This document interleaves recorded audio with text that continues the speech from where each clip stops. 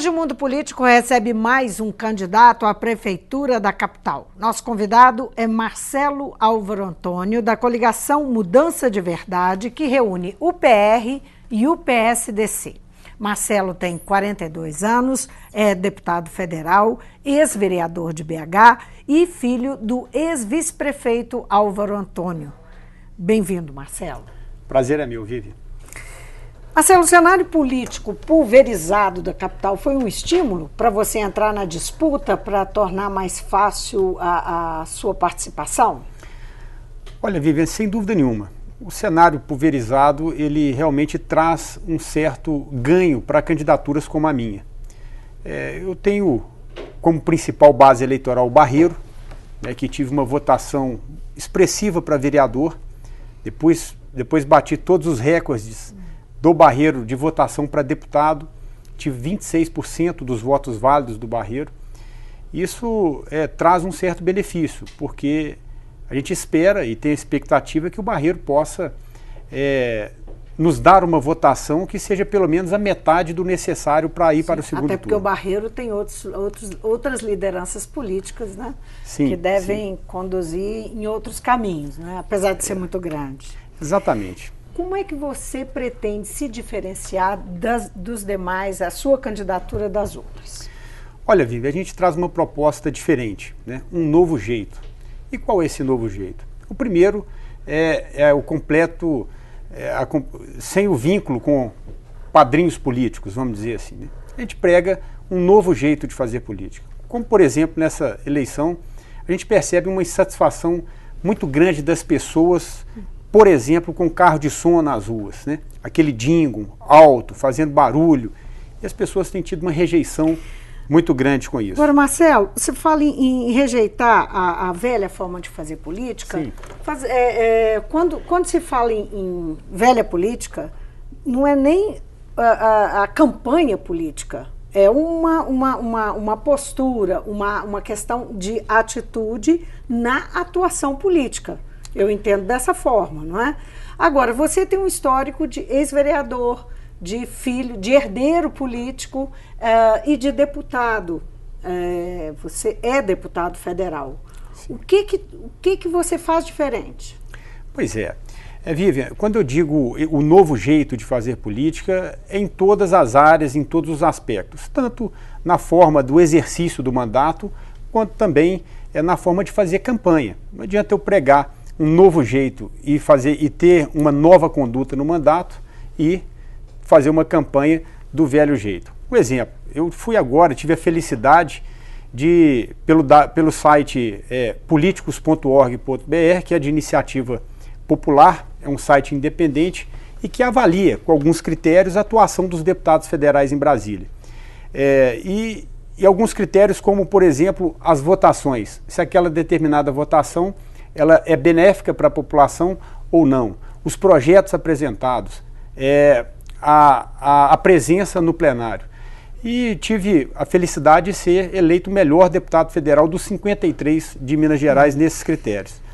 Então, é um novo jeito realmente de fazer política, porque normalmente as pessoas acabam votando os parlamentares, muitas vezes por orientação partidária ou outra. Não, eu sempre tive a minha independência. Mas você não considera que o partido forte, que trabalha de forma coesa, que defende ideias que são bandeiras do partido, que isso não é importante? Importante o partido só não pode ser maior do que os interesses da população. Então, mas o candidato pode? O candidato pode estar acima do partido? Não, eu digo aqui no caso da atuação parlamentar, né? Eu estou dizendo das votações na Câmara. Então, como você disse, o partido tem algumas orientações e passam essas orientações para a bancada. Mas eu acredito que nós, em primeiro lugar, nós temos que ter uma atenção especial com aquilo que é interessante para a população brasileira e não pela orientação do partido.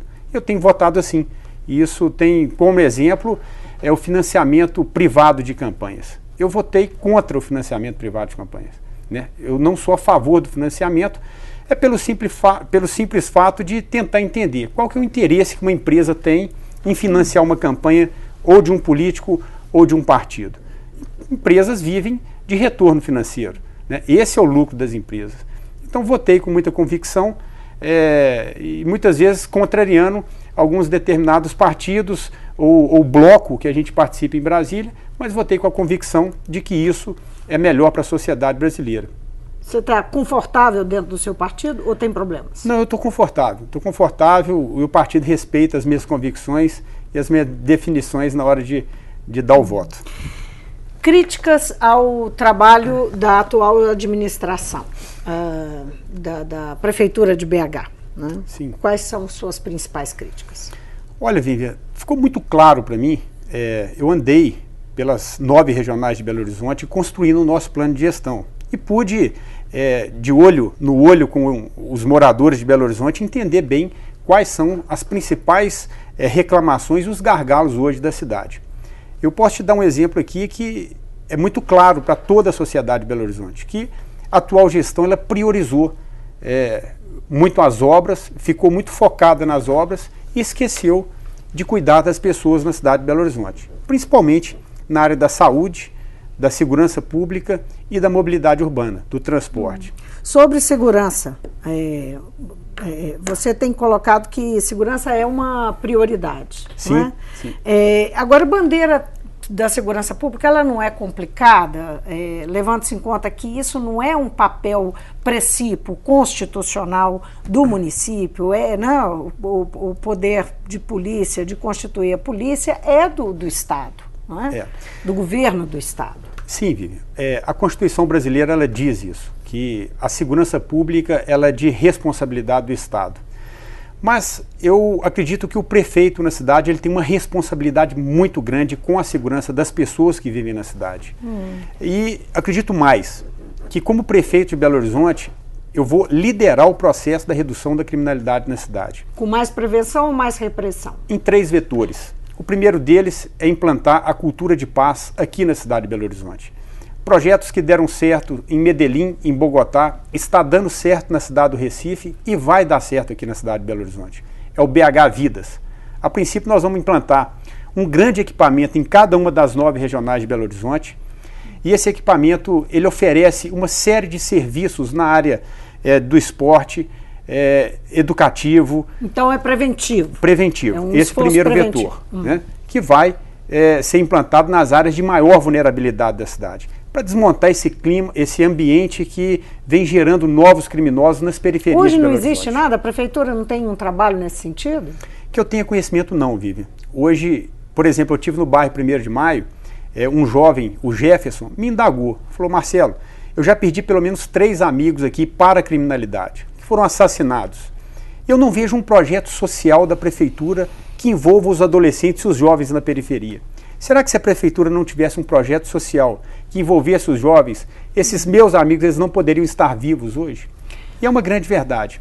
O segundo vetor, Vivian, é a segurança cidadã. Nós precisamos de requalificar os espaços públicos da cidade de Belo Horizonte. Devolver a cidade ao Belo Horizontino. As praças, os jardins, as calçadas. Requalificar, né? Requalificar fazer a reforma das praças, manter as praças limpas, bem iluminadas principalmente, para que as pessoas na cidade de Belo Horizonte possam voltar a frequentar as ruas. Isso é a segurança cidadã. Quanto mais pessoas nas ruas, eu faço a sua segurança e você faz a minha. A cidade fica mais segura. E o terceiro vetor, aí é exatamente a parceria com o policiamento do Estado de Minas Gerais, com a Polícia Militar. Que tipo de parceria? A parceria, o Estado, eu tive com o comandante do Estado-Maior da Polícia Militar, o Coronel Bianchini, e ele mesmo disse que Belo Horizonte é possível de ser dividida em 99 setores e colocar uma base móvel comunitária em cada um desses setores. Marcelo, eu queria só avançar um pouquinho, se a gente entrar no detalhe, mais detalhes, nós não conseguimos avançar para outros pontos importantes. Você fala muito em participação popular. Sim. Nós tivemos em Belo Horizonte, nós tivemos um histórico, nós temos um histórico importante de participação popular nos governos petistas. Com os governos do Márcio Lacerda, o orçamento participativo perdeu muito espaço. O que você pretende fazer? Eu pretendo retomar o orçamento participativo na cidade de Belo Horizonte, mas de forma que ele funcione de forma eficaz, efetiva. Como você bem disse, no governo do Márcio Lacerda, esse orçamento participativo ele foi deixado de lado. Nós temos obras de 2010 que ainda não foram concluídas. E o orçamento participativo diz que 1% do orçamento da cidade ele tem que ser aplicado em obras do orçamento participativo. Agora, o porquê não foi ou não está sendo, precisa de ser apurado. Uma discussão muito grande que tem sobre isso é que acabaram-se as reuniões presenciais, que era um fator de mobilização da sociedade, né? Sim, sim. Você pretende retomar essas Pretendo mobilizações? retomar. Eu sou a favor da participação popular em todos os níveis. Você coloca também a questão da linha 2 do metrô, que chegaria ao Barreiro, não é? que é a sua origem política, né, do Barreiro. Sim. Nesse cenário de crise, é viável pensar em entregar, oferecer para a população, falar de um projeto que depende fundamentalmente do dinheiro do governo federal? Olha, Vivi, a gente tem que ter muita responsabilidade para falar do metrô, mas também não podemos ter medo. Acho que o metrô de Belo Horizonte, a mobilidade urbana, através do metrô, está sendo prometida há mais de 25 anos na cidade de Belo Horizonte. Eu acredito que precisa ter coragem, o que a atual gestão não fez, de sentar na mesa, né, com os atores envolvidos, no caso, o governo federal, o governo estadual e a prefeitura de Belo Horizonte, para propor uma agenda, né, em torno da mobilidade urbana que venha principalmente resolver o primeiro problema que precisa de ser resolvido, que é a estadualização da CBTU. Enquanto a CBTU não for estadualizada, a verba ela não vem para o metrô da cidade de Belo Horizonte. O problema é esse? Reside nisso? O principal problema é esse. Né? Vamos dizer assim, porque ainda que tenha a verba não poderia vir se a CBTU ela não for estadualizada. Aí uma discussão que a Metrominas absorveria a CBTU com todos os seus ativos e passivos. Agora, já foi estadualizado em São Paulo, já foi no Rio de Janeiro, e em Belo Horizonte até hoje ainda não conseguimos estadualizar a CBTU, que é o primeiro passo para a chegada da verba para o metrô. Desemprego. O que o prefeito eleito pode fazer para minimizar o problema da falta de emprego, do desemprego crescente, sendo que nós estamos vivendo uma crise nacional? Sim. Vivian, eu acho que em primeiro lugar, não inibir o comércio dentro da vocação que é Belo Horizonte, por exemplo. A gente percebe que hoje a prefeitura ela se coloca como um adversário de uma vocação da cidade, que é os segmentos de bares e restaurantes. Como? Com um código de postura que realmente não permite a atividade ela funcionar bem. Falta diálogo com esses segmentos, né? Por exemplo, a questão das cadeiras, das mesas, dos decibéis. Eu acho que muitos bares e restaurantes têm fechado na cidade de Belo Horizonte. Acho que o primeiro ponto é não ser adversário dos comerciantes, não ser adversário dos segmentos na cidade que trazem emprego e renda. Se não atrapalhar, já começa bem. Caso você não chegue ao segundo turno, com 11 candidatos, essa não é, de fato, uma impossibilidade, né? A disputa é grande. Sim. Caso não chegue, quem você estaria disposto a apoiar e quem você não apoiaria? Olha, Vivi, eu não considero essa hipótese de não chegar ao segundo turno. Eu estou muito confiante. Nem fazendo um esforço de imaginação? Não, eu não considero essa hipótese. E agora, no momento, eu não consigo enxergar quem eu apoiaria num segundo turno. Nem considerando que o PR está na base de Fernando Pimentel, do PT? Não. PT e PMDB teriam, por isso, alguma proximidade maior com o PR, com a sua candidatura? Olha, Vivi, quando eu me filiei ao PR novamente, que eu sempre fui do PR, eu só impus duas condições. Que eu tivesse a minha candidatura garantida na cidade de Belo Horizonte e que eu tivesse a minha independência para tomar as minhas decisões em relação ao rumo do partido aqui em Belo Horizonte. E é por isso que eu posso afirmar que não vai ser o governador Fernando Pimentel ou qualquer outro cacique político que vai determinar os rumos do partido. Isso vale, por exemplo, para o senador Aécio Neves, que comanda o campo adversário, o maior campo adversário. Isso vale para todos, porque eu acredito que a maior aliança que a gente quer fazer hoje, que a gente está fazendo hoje, são com as pessoas de Belo Horizonte. Então, os nossos compromissos são com elas, com um conteúdo programático que vai realmente atender às necessidades do cidadão belo-horizontino.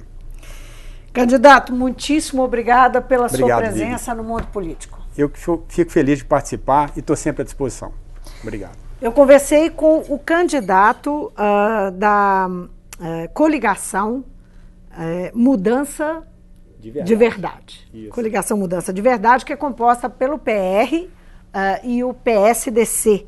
Marcelo Álvaro Antônio, que é deputado federal, ex-vereador de Belo Horizonte, filho do ex-vice-prefeito Álvaro Antônio, e veio conversar conosco dentro dessa série que estamos fazendo com os candidatos à Prefeitura da capital. Acompanhe o Mundo Político para assistir às demais entrevistas que faremos. A gente fica por aqui, obrigada por nos acompanhar e até o próximo programa.